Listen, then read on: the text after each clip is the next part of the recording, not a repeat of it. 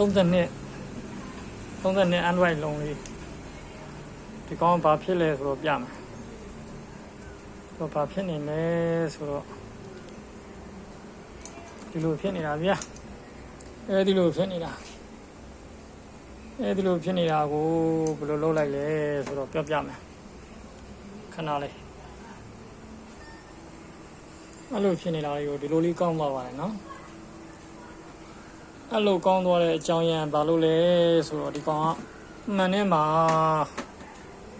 PCOM ဘို့ short ကြနေတာ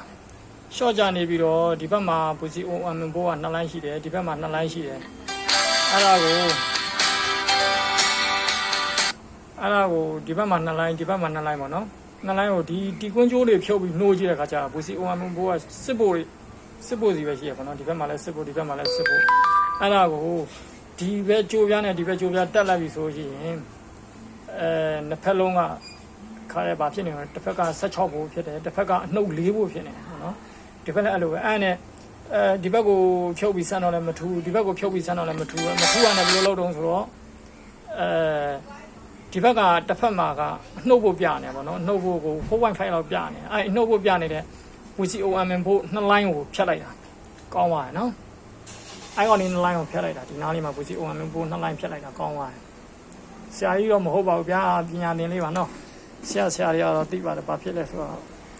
တွေကပညာသင်လေးဆိုမှတ်တမ်းလေးယူထားတာခုတော့အဆင်ပြေသွားပါပြီဗျာ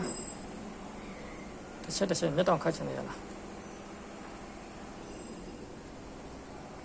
ကိုလေးလိုပညာသင်ကြီးကိုလေးတွေ့ပါနော်ရွယ်ပြီးတော့